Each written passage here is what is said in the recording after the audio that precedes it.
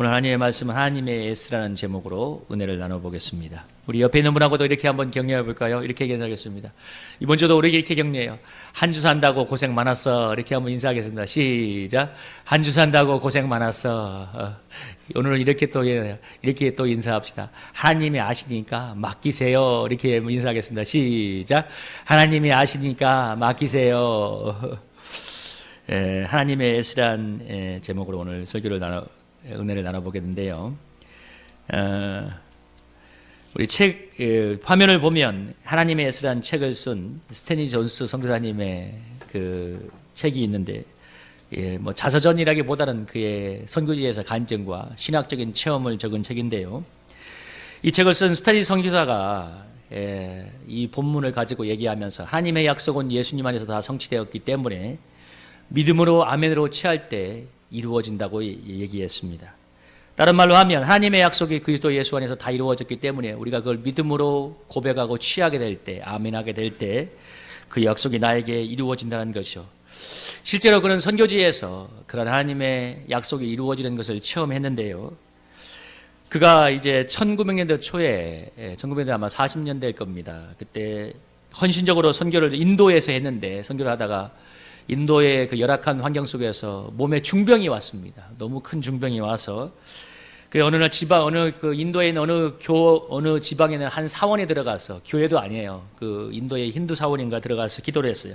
하나님께 뭐라고 기도했냐면, 하나님, 저는 몸이 중병이 들어서 더 이상 선교를 할 수 없습니다. 이제 미국으로 돌아가야 될 것 같습니다. 이렇게 하나님께 기도했는데, 너무 큰 병이 들렸기 때문에 하나님께서 뭐라고 말씀하셨냐면, 네가 그 몸의 병을 염려하지 않고 나에게 전적으로 맡기면 내가 너를 치료하겠다. 이렇게 하나님께서 아주 강하게 말씀하셨습니다. 그래서 스탠리 존스 선교사가 그 기도를 하면서 하나님의 그 말씀을 듣는 순간 즉시 하나님께 자신의 병을 맡기기로 결단을 했습니다. 그러니까 하나님께서 초자연적으로 그의 병을 정말 도저히 선교를 할 수 없다고 생각했던 자기 몸에 두 가지 질병이 있었는데 그걸 즉시 고쳐주셔서 그가 이제 탁월하게 인도 선교를 했는데요. 그가 정말 이제 89세 때 인도에서 죽을 때까지 인도 선교를 했는데, 그가 한 30대에 와서 거의 50년간을 인도에서 선교를 했는데, 그가 정말 20세기의 사도 바울이라고 불릴 만큼 탁월하게 선교를 열정적으로 하다가 88세 때 뇌출혈로 쓰러졌습니다. 그래서 그가 이제 미국으로 송환이 되었는데, 여러분 88세니까 여기 있는 분들 88세 없잖아요. 그죠? 죄송한 얘기지만 88세에 미국에 가니까 모든 사람들이 다 끝났다고, 이제 자식들도 이제 끝났습니다. 아니 끝났다기보다는 이제 인생을 마감할 때가 되었습니다 했는데, 뇌출혈이 와가지고 이분이 몇 달 동안 정말 꼼짝을 못했어요. 그냥 의식만 좀 살아있는, 언어 기능도 거의 사라지고 말도 제대로 못하는 때였는데, 이분이 정신을 차리고 난 다음에 뭐라고 자기를 간호하는 의사와 간호사들에게 얘기했냐면, 매일 아침마다 나에게 와서 스탠리 존스야, 나사렛 예수 이름으로 일어나 걸으라 선포해달라고 했습니다. 그냥 의사와 간호사들은 그냥 선교사님의 노 선교사님의 청이니까 어쩔 수 없어서 매일 아침 와서 그 얘기를 했대. 볼 때마다 스탠리 존스야, 나사렛 예수 이름으로 일어나 걸으라. 그리고 이분이 워낙 하나님을 믿는 신실한 믿음이 있기 때문에 믿고 이 사람이 걷기 연습을 시작했는데 6개월 만에 그야말로 시체 같던 그 몸이 살아나서 걷기 시작했습니다. 그리고 6개월 뒤에 그가 다시 인도에서 자기가 했던 히말라야 선교지로 돌아가서 이제 그때부터 걸으면서 그 산지를 걸으면서 전도하다가 1년 6개월 뒤에 소천하셨는데요. 그가 믿음으로 자신의 질병을 하나님께 전적으로 맡기고 예수님이 주시는 치유를 믿고 선포하며 걸을 때 그 병이 치유되었고 치유의 약속이 이루어진 것을 처음 했는데요. 그래서 오늘 스탠리 존스가 있었던 하나님의 S라는 제목은 그주 안에서 모든 하나님의 약속이 이루어졌기 때문에 그 이루어진 하나님의 약속을 믿고 긍정할 때 그 말씀이 이루어진다는 것인데요. 그는 삶으로 그것을 증명해 보였습니다. 여러분, 하나님 우리에게 수많은 축복의 약속을 주었습니다. 예를 들면 항상 기뻐하라, 시즘에 기도하라, 범사에 감사라는 말씀을 주었는데, 우리가 항상 기뻐하라는 말씀을 믿음으로 받아들이고 어떤 상황에도 기뻐하기로 선택을 하면 초자연적인 하늘의 기쁨이 항상 우리에게 내려옵니다. 하나님이 기뻐하라고 말씀하셨기 때문에 항상 기뻐하는 그 기쁨의 역사가 주님 안에서 다 이루어졌기 때문에 믿음으로 받아들이고 기쁨을 선택하면 상황을 초월해서 항상 기뻐하는 하늘의 기쁨이 우리에게 임해옵니다. 제가 요즘 이렇게 전도하면서 만났던 어떤 그리스도인이 한 분 있는데, 이분이 50대가 넘은 분인데 삶도 힘들고 암으로 인해서 너무 힘든 상황인데, 그분의 얼굴을 보면서 너무 큰 은혜를 받았어요. 막 얼굴이 너무 환한 거예요. 근데 들어보니까 자신이 병원에서 수술을 받아서 잠시 아파서 울 때를 빼고는 늘 하나님이 주시는 초자연적인 기쁨 속에 산다고 얘기하더라고요. 왜? 자기가 기쁨을 선택하기로 작정을 했으니까 하나님이 그 육신의 아픔과 어려운 가운데도 너무 큰 기쁨을 주어서 그냥 그 기쁨으로 성령 충만으로 병도 이기고 있고, 그 병도 이제 완치 판정을 받았대요. 병도 이기고 있고 어려운 상황에서 많은 사람들을 전도하는 일을 하고 있었습니다. 정말 큰 은혜를 받았어요. 하나님의 약속이 진리인 것을 믿고 믿음으로 본인이 받아들이고 그렇게 선택을 하니까 하나님의 초자연적인 기쁨이 그의 삶을 지배해가고 있는데요. 여러분, 우리 데살로니가 5장 18절 항상 기뻐하라, 쉬지 말고 기도하라, 범사에 감사란 말씀을 쓴 사도 바울이 그 주인공 아닙니까? 우리 이 교회 밖에 있는 주 예수를 믿으라, 그리하면 너와 네 집이 구원을 받으리라가 뭐예요? 바울이 복음을 전하다가 빌립보에서 매를 맞고 피투성이가 되어 던져졌던 그 밤에 바울이 신세 한탄하거나 하나님을 원망한 것이 아니지 않습니까? 항상 기뻐하고 쉬지 말고 기도하고 범사에 감사라는 주님의 말씀을 따라서 주님을 찬미하고 기도했을 때 지진이 나서 감옥문이 열리고 자신을 가둔 간수에게 복음이 증거되는 놀라운 구원의 역사가 그에게 이루어졌습니다. 믿음은 하나님의 약속이 그리스도 안에서 이루어졌다는 것을 믿고 받아들이고 아멘으로 받아들이고 그리고 선포하며 나아갈 때 하나님의 약속이 반드시 이루어지는 것입니다. 항상 기뻐라는 말씀이 여러분 예수님 안에서 이루어졌습니다. 그러니까 기쁨의 상황에 상관없이 항상 기뻐라는 말씀이 예수님 안에서 이루어졌습니다. 그래서 슬픈 상황에서도 항상 기뻐라는 말씀을 진리로 믿고 아멘으로 받고 믿음으로 기뻐할 때 하늘의 기쁨이 항상 우리를 기쁘게 만들어줍니다. 우리 성도님들 다들 열심히 살고 교회에도 헌신적입니다. 참 감사한 일이지요.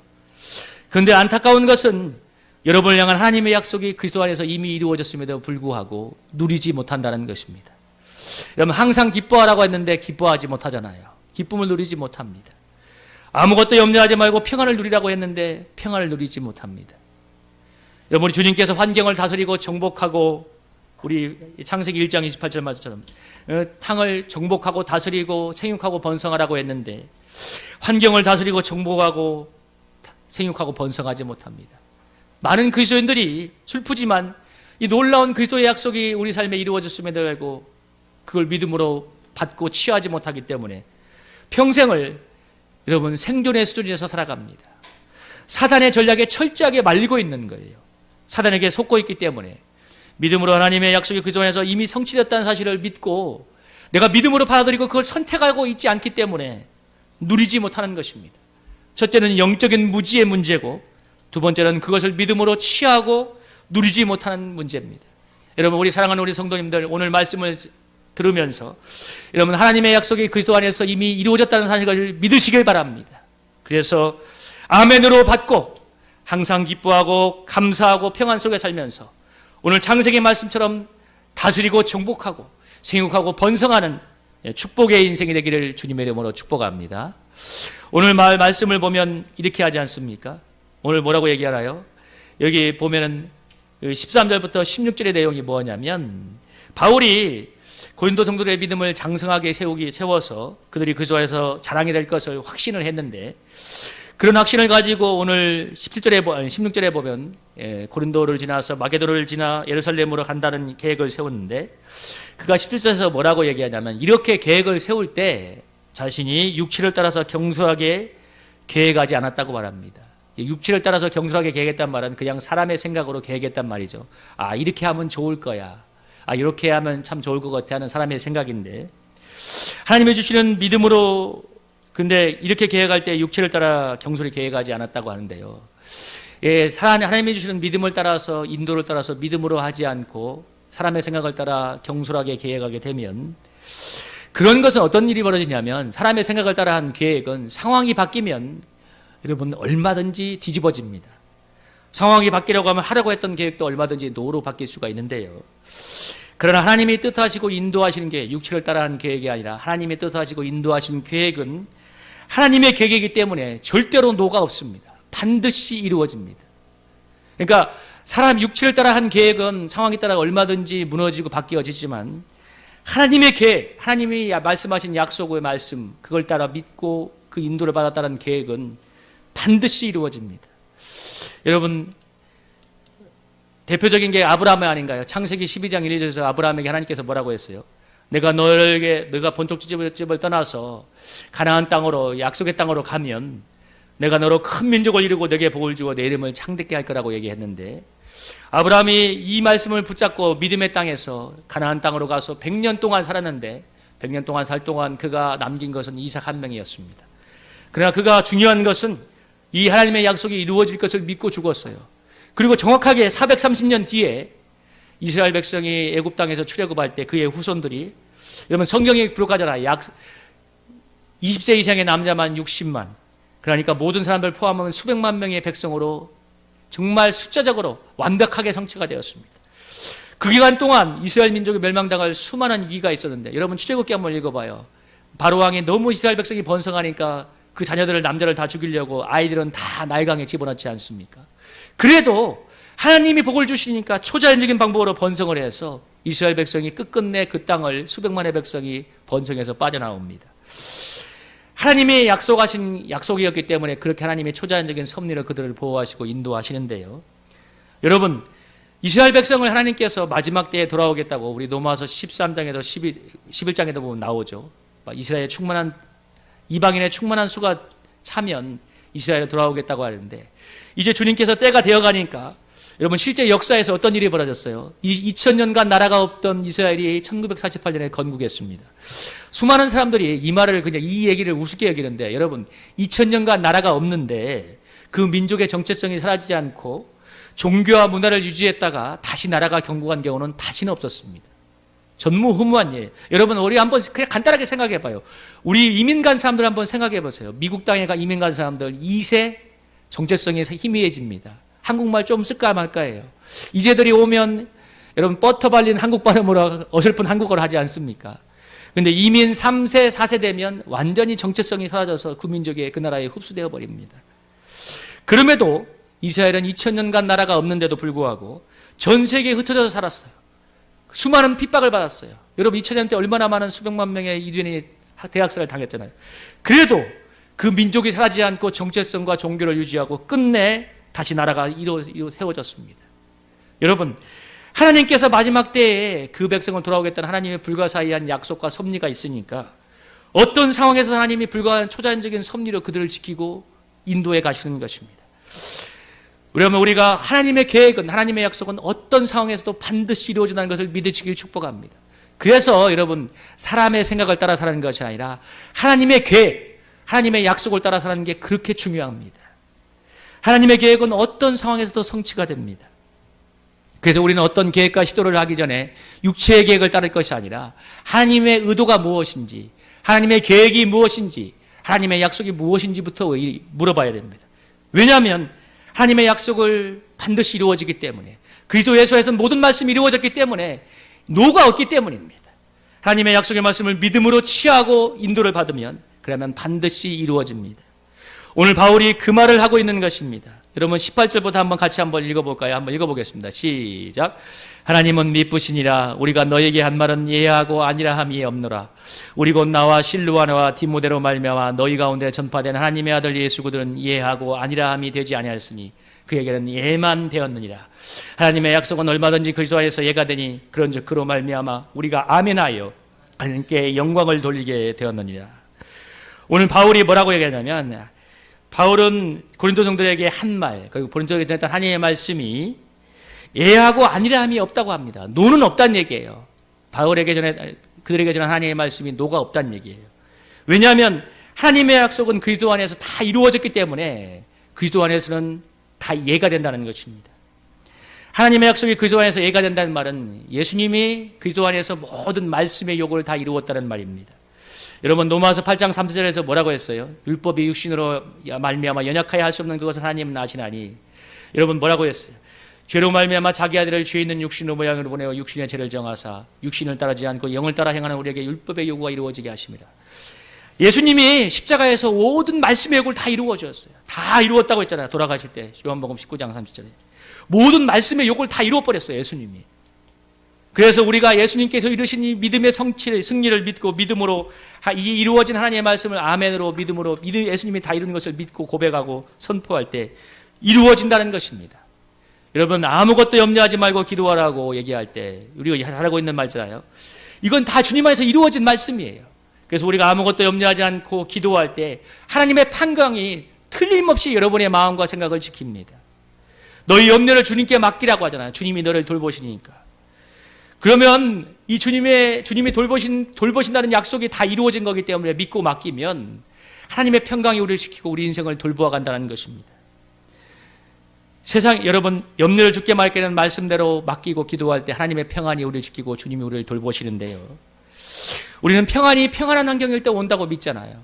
불안한 환경이면 불안해하는 것을 당연하게 여기는데 여러분 그래서 치열한 경쟁 사회를 살면서 수많은 사람들이 불면증에 시달리고 수면제를 먹어야 잠을 잡니다. 여러분 그리스도인들 중에도 얼마나 그런 사람이 많은지 몰라요. 염려의 병에 붙들려서 왜 평안을 누리지 못할까요? 여러분에게 질문하면 왜 평안을 누리지 못할까요? 주님은 분명히 평안을 준다고 말씀하셨고 평안의 약속이 이루어졌다고 말씀하시는데 왜 나는 평안을 누리지 못할까요? 저와 여러분이 여러분의 인생을 붙들고 있기 때문입니다. 내가 내 인생을 붙들고 있는 집착을 내려놓지 않고 주님께 전적으로 맡기지 않고 있기 때문입니다. 주님께 전적으로 맡기면 진정한 평안을 누리게 되고 하나님이 하시는 것을 체험하게 됩니다. 저는 제 인생을 제 힘으로 살아보려고 애를 많이 썼습니다. 여기 있는 여러분들도 지난 한 주 동안 여러분의 인생을 잘 살아보려고 얼마나 애를 많이 썼겠어요. 이 세상에서 보편적인 미덕은 최선을 다해 사는 것입니다. 그러나 예수님 안에서의 최고의 미덕은 하나님의 약속에 성취된 것을 믿고 믿는 것입니다. 믿고 맡기는 것입니다. 여러분 우리가 모두 얼마나 잘 살아보려고 애를 많이 씁니까? 그러나 주님 안에서 제가 확실히 깨달아가는 것은 나의 최선을 의지하기보다는 주님께 전적으로 맡기고 의지할 때 하나님께서 나의 최선과 비교할 수 없는 훨씬 많은 성취를 이룬다는 것입니다.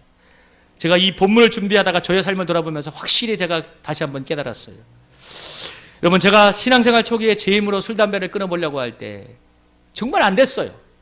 근데 정말 안 된다는 걸 인정하고 전적으로 주님께 맡기고 기도할 때 하나님께서 하나님의 능력으로 끌어주셨고 제가 선교단체에서 은혜를 받고 영혼들을 구원하고 변화시키려고 정말 많은 애를 썼는데 정말 이래도 안 되고 저래도 안 됐는데 정말 포기하고 주님의 은혜를 구할 때 하나님께서 영혼들을 변화시키고 구원하는 것을 보았습니다. 작년 말에 모교회에서 담임 목사님에게 저에게 소식이 하나 왔는데 그건 무엇이냐면 제가 전에 섬겨서 예수님을 만나고 변화되었던 청년이 미국에 유학에 갔다가 부산대에 조교수가 되어서 모교회로 돌아오게 되었다는 것이었습니다. 작년 말에 그런 소식을 듣게 되었는데 저는 20년 가까운 세월이 흐른데 일어난 역사에 대해서 너무나 큰 감사가 되었는데 제가 오늘 무엇을 얘기하고 싶으냐면 그 영혼이 어떻게 변화되었는가를 간증하고 싶은 것입니다. 저 이 사람을 한번 변화시켜 보려고 6년을 매달리며 씨름했습니다. 6년을 매달리며 씨름한 마지막 결론이 뭔지 압니까? 마지막 수련회에 데려갔던 그 수련회에서 여러분 깊은 산속에 있던 수련회장이었는데 수련회 마지막 날 난 싫다고 비오는 밤을 뚫고 그 산속을 내려간 거였어요. 도망을 가버린 거예요. 여러분 저는 그걸 보면서 완전히 포기했습니다. 진짜 못하겠다. 난 그렇게 6년을 공을 들이고 변화될 거라고 믿고 끌고 갔던 수련회장에서 도망을 가버렸으니 여러분 얼마나 싫었으면 그 비오는 밤에 그 산속을 도망갔겠어요. 산이 내가 생각해도 엄청나게 깊은 산속에 있거든. 미리하게 깊은 산속인데 근데 하나님께 포기하고 완전 진짜 100% 맡겼는데 거의 기도도 못했어요. 내가 소망이 안 생겨서. 그런데 하나님께 완전히 내려놓고 나니까 그 영혼이 1년 뒤에 정확히 1년 뒤에 다시 돌아왔는데 그 1년 동안에 하나님이 다 변화를 시켜놨습니다. 뜨거운 변화를 시켜서 하나님이 돌아오게 했더라고요. 그리고 그가 은혜를 받고 나중에 박사과정을 받고 미국에 가서 유학한 다음에 그 부산의 모교회로 돌아왔다는 소식을 들으면서 여러분 그 시간 동안 제가 뭘 이렇게 기도를 많이 했겠습니까? 저는 딱 6년만 기도했을까요, 어쩌면. 근데 그 뒤에 모든 것을 맡겼을 때 하나님이 변화시키고 그 영혼을 모교회로 돌아오게 했습니다.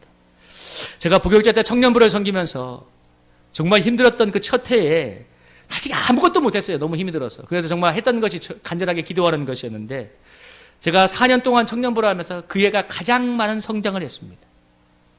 그러니까 그 뒤에 제가 더 많은 성장을 해보려고 열심히 뛰어다녔는데 그때를 넘어가지 못했어요. 그때의 예배수를 넘어가지 못했어요. 제가 성일교회 와서 잘해보려고 얼마나 애를 썼는지 모릅니다. 근데 제가 3년이 지나가면서 느낀 것이 무엇이냐면, 이래도 안 되고 저래도 안 되는 건데 하나님이 하셔야 한다는 결론을 하나 내리고 있고, 그래서 지금 정말 전적으로 맡기고 기도하고 있는데, 지금 이 순간이 저에게 가장 큰 평안이 있고 부흥의 확신이 가장 많이 밀려옵니다. 3년 중에 가장 많이 밀려와요. 하나님이 하시겠다는 믿음이 와요. 여러분, 하나님의 전적인 은혜로 되어지는 믿음의 세계에서 최고의 미덕은 전적으로 맡기고 하나님을 의지하는 것입니다. 이 세상의 미덕은 열심히 사는 거라면, 하나님의 영적인 세계에서 최고의 미덕은 주님께 전적으로 맡기는 것입니다. 여러분, 제가 좋아하는 시편 37편 5, 6절 말씀인데, 여러분 이 말씀 한번 읽어볼까요? 여러분의 마음에 이 말씀을 한번 오늘 새기고 가도 축복입니다. 한번 읽어보겠습니다. 시작. 내 길을 여호와께 맡기라. 그를 의지하면 그가 이루시고 내 일을 빛같이 나타내시며 내 공의를 정오의 빛같이 하시리로다. 아멘. 하나님의 쓰를 쳤던 스탠리 선교사가 그 책 속에서 어느 여인의 이야기를 적었는데 뭐라고 얘기하냐면, 그 여인이 너무 많은 인생의 문제들로 괴로워하다가 마지막에 뭐라 하냐면, 도저히 안 되겠다, 주님께 전적으로 맡겨야겠다 한 다음에 여인이 했던 입술의 간증을 뭐라고 얘기하냐면, 주님께 전적으로 맡기니까 얼마나 평안이 오는지 몰라요. 여러분, 하나님께 전적으로 맡기면 세상에 알 수 없는 평안이 오는 줄로 믿습니다. 수많은 인생의 문제에도 불구하고 전적으로 맡기게 되면 하나님의 주시는 평안과 믿음의 능력이 있기 때문에 넉넉히 극복할 여유가 생깁니다. 하나님께 전적으로 맡기게 되면. 근데 내 힘으로 잘해보려고 노심초사하면 일단 여러분 어떤 현상이 벌어질 줄 알았어요? 마음이 먼저 지쳐서 제풀에 쓰러져요. 내 힘으로 잘해보려고 애를 쓰면. 여러분이 여러분의 인생을 잘 살아보려고 얼마나 애쓰는지 하나님 잘 아십니다. 여러분이 여러분의 인생을 잘 살아보려고 얼마나 애를 쓰는지. 그러나 주님은 여러분이 잘해보려고 노심초사하는 것보다도 주님이 여러분의 인생을 전적으로 책임진다는 것을 믿기를 원하십니다. 하나님이 우리를 사랑하셔서 당신의 사랑하는 아들도 내어주셨습니다. 우리를 사랑하시기 때문입니다. 하나님은 우리가 열심히 사는 차원이 아니라 그 사랑을 믿기 원하십니다. 하나님을 떠난 세상의 사람들은 유한한 인간의 능력으로 살아보려고 얼마나 노심초사하고 뛰고 또 뛰고 있습니까? 그래서 마음의 여유가 없고 서로에게 요구하기 바쁜 세상을 살고 있습니다. 여러분, 세상을 살아보세요. 세상에 가면 전부 다 요구하지 않나요? 더 열심히 해, 더 잘해, 더 많은 성과를 내, 쪼우고 또 쪼우는 게 세상이잖아요. 그러나 여러분, 주님 안에서는 어떤 일이 벌어집니까? 수고하고 무거운 짐진 자들아 다 내게 오라, 내가 너희를 쉬게 하리라. 여러분, 세상에 누가 수고하고 무거운 내 짐을 져줍니까? 여러분, 사랑하는 배우자조차도 내 짐을 져주지 아니라 내 짐을 가져가 달라고 요청하잖아요. 하나님이 우리 예수님을 통해서 우리의 수고하고 모든 죄짐을 예수님을 통해서 져주셨습니다. 그래서 하나님은 우리가 뭘 하냐면 예수님 안에 이루어진 이 위대한 구원을 믿고 맡기고 안식하기를 원하십니다. 예수님 안에 이루어진 이 놀라운 축복을 누리기를 원하시는 거예요. 예수님 안에는 평안, 예수님 안에는 기쁨, 예수님 안에는 믿음, 예수님 안에는 소망을 누리기를 원하시고, 하나님의 초자연적인 기적, 하나님의 치유, 하나님의 충만한 공급하심을 믿고 누리기를 원하십니다. 지금 이 생과 내 생에 펼쳐진 놀라운 하나님의 영원한 하나님 나라의 축복을 누리기를 원하세요. 그러한 누리는 것은 오직 믿고 맡길 때 가능한 것입니다. 전적으로 주님께 맡기고 전적으로 주님을 의지할 때 충만하게 누릴 수 있습니다. 하나님이 이러한 축복을 누리도록 성령을 보내주었지 않습니까? 그래서 고린도후서 1장 21절 22절에서 뭐라고 했어요? 하나님께서 기름을 부으셔서 우리 마음에 성령을 보내주셨다고 하지 않습니까? 우리를 너희와 함께 그리스도 안에서 굳건하게 하시고 우리에게 기름을 부으신 이는 하나님이시니 그가 또한 우리에게 인치시고 보증으로 우리 마음에 성령을 주셨느니라. 하나님께서 우리의 믿음을 굳건하게 해주시려고 성령을 보내주셨습니다. 내가 너희를 사랑해서 너희 인생을 다 책임지고 있다는 것을 믿게 하려고 성령을 보내준 거예요. 그래서 그 성령님이 오셔서 하는 일이 무엇이냐면 우리가 하나님의 아들인 것을 증언해 주십니다. 그래서 로마서에서 뭐라고 했습니까? 여러분, 로마서 8장 10절과 18절 한번 읽어볼까요? 한번 읽어보겠습니다. 시작. 성령이 친히 우리의 영과 더불어 우리가 하나님의 자녀인 것을 증언하시다니 자녀이면 또한 상속자 곧 하나님의 상속자요 그리스도와 함께한 상속자니 우리가 그와 함께 영광을 받기 하여 고난도 함께 받아야 할 것이니라. 생각컨대 현재의 고난은 장차 우리에게 나타날 영광과 비교할 수 없도다. 성령이 우리에게 무엇이라고 합니까? 16절에서 네가 하나님의 자녀다, 네가 내 자식이다 말씀해 준다는 것입니다. 그래서 하나님 아버지가 우리 인생을 책임다는 것을 믿기를 원하십니다. 믿음으로 맡기고 주님이 주시는 안식을 누리기를 원하시는 거예요. 믿음으로 맡길 때 주님이 책임져 주시는 거예요. 내가 염려하고 붙들고 있으면 주님이 돌보실 수가 없어요. 주님께 맡길 때 주님이 책임지고 돌보시는 것을 체험하게 되는 것입니다. 그러면 여러분 불안할 때 어떻게 해야 됩니까? 불안할 땐 불안을 해소하기 위해서 더 열심히 사는 게 아니라 나를 사랑하시는 주님을 바라보고 그 주님을 믿음으로 평안을 누리는 것입니다. 이를 위해서 우리 성령님을 보내주셨잖아요. 성령님을. 그래서 요한복음 14장 26절 27절에서 뭐라고 했습니까? 보혜사 성령을 보내주셔서 그가 너에게 모든 것을 가르치고 평안을 너에게 줄 것인데 세상이 주는 것과 같지 않다고 했지 않습니까? 그래서 너희는 마음에 근심하지도 말고 두려워하지도 말라. 내 안에 오신 성령님이 우리를 인도하셔서 세상이 줄 수 없는 근심하지도 않는 평안을 주십니다. 그러므로 여러분이 근심하고 두려워하지 않기 위해서 염려하지 않기 위해서 애쓸 필요가 없고 성령 안에 있는 주님이 주시는 평안으로 여러분의 염려와 근심과 괴로움을 덮어버리십시오. 염려하지 않으려 애쓰는 것이 아니라 성령 안에 있는 이 평안이 이미 왔음을 믿고 그 믿음으로 여러분 그 평안을 취하시면 되는 거예요. 내가 너에게 평안을 주노라 말씀하지 않습니까? 그 평안을 여러분이 가져가시면 되는 거예요. 왜? 예수님 안에서 평안이 이루어졌기 때문에.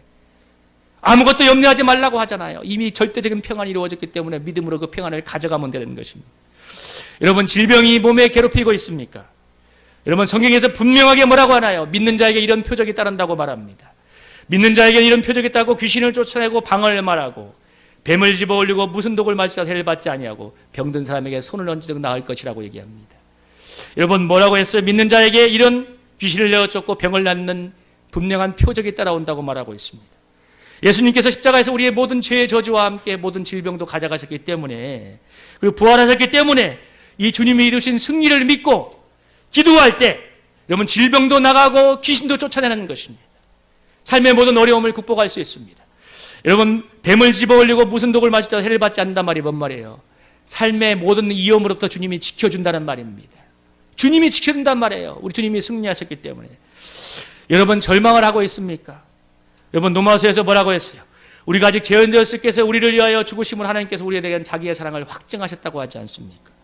하나님이 우리를 위해서 너무 사랑하셨기 때문에 자기의 사랑하는 아들도 내어주셨다고 하나님의 사랑을 확증했다고 말하고 있습니다. 여러분 그 주님의 사랑을 믿음으로 취하시기 바랍니다. 그 주님의 사랑을 내가 믿음으로 붙드는 거예요. 하나님이 너무 나를 사랑하셔서 예수님도 내어줬다는 그 절대적인 사랑을. 그럴 때 로마서 8장 37절에 이 말씀이 이루어지지 않겠습니까? 그러나 이 모든 일에 우리를 사랑하신 이로 말미암아 우리가 넉넉히 이기리라. 무엇 때문에 이기는 것입니까? 우리를 사랑하시는 하나님 때문에, 우리를 사랑하시는 주님의 사랑 때문에 우리가 넉넉히 이기게 되는 인생을 사는 것입니다. 믿음으로 받아들이면 되는 거예요. 여러분 박영철 선교사 형님이 제가 박영수 존이를 신방할 때 처음에 신방 가서 한 2번째인가 의식이 돌아왔을 때 3번째인가 만났을 때 제가 그런 얘기를 했어요. 담대하게 치료받으세요. 근데 그분이 한 3주 뒤인가 가서 저한테 뭐라고 얘기하냐면 처음 목사님이 그 말할 때 정말 진짜 어이가 없었대요. 어떻게 뇌종양에 걸려서 중리산에 언제 죽을지 모르는 사람한테 목사님은 담대하게 치료하라는 말을 하시냐고 정말 어처구니가 없었답니다. 근데 제가 그분한테 뭐라고 설명했냐면 예수님이 당신의 모든 죄짐과 질병을 다 가져가셨다. 그걸 믿고 믿음으로 당신의 영혼을 향해서 안수해라. 그래서 뭐라고 했냐면 매일 10번씩 이상 예수 이름으로 암덩어리가 떠나가라고 선포하라고 자기의 귀에 들리도록. 그래서 한 3주 뒤인가 가서 물어보니까 하고 있대요. 그렇게 날마다. 그런데 중요한 건 뭐냐면 그분의 얼굴에서 모든 공포와 두려움이 다 떠나갔어요. 사진을 찍어보면 저보다 더 훨씬 더 은혜스러워요. 그분이 목사 같아. 그분이 목사 같아. 여러분 그러니까 치료도 너무 잘 되고 있어요. 여러분 나세한 예수 이름의 권세가 죽음의 공포를 먼저 몰아낸 것입니다. 마음에서. 믿음으로 선포하니까 여러분 세상에 그 무엇이 뇌종양으로 사경을 헤매는 사람의 죽음의 공포를 몰아낼 수 있겠습니까? 그런데 예수 그리스도가 죽음의 모든 공포를 다 가져갔으니까 믿음으로 치유하고 믿음으로 선포하니까 그 마음의 두려움이 사라지는 것입니다. 여러분 그러면 질병도 이기고 승리하게 되는 것입니다. 마음에서부터 승리가 이루어져야 되잖아요. 여러분 하나님의 약속은 그리스도 안에서 다 이루어졌습니다. 그러므로 여러분이 믿음으로 아멘하고 취하시기 바랍니다. 여러분이 하나님의 약속의 말씀을 암송하고 그 여러분의 영혼을 향해서 날마다 담대히 선포하세요. 아무것도 염려하지 말라고 했으면 아무것도 염려하지 말라고 여러분의 영혼을 향해서 선포하세요. 기뻐하라고 하면 기쁨을 선택하시고, 받은 것은 기도하고 구하고 있는 것은 받은 줄로 믿으라면 받은 걸로 믿으시면 됩니다. 그렇게 약속의 말씀을 믿고 선포하며 나아갈 때 하나님의 약속이 그리스도 예수 안에서 여러분에게 현실 속에 성취되는 역사가 충만히 이루어지게 될 줄로 믿습니다. 여러분, 그런 간증이 충만한 우리 교회가 되기를 주님의 이름으로 축복합니다.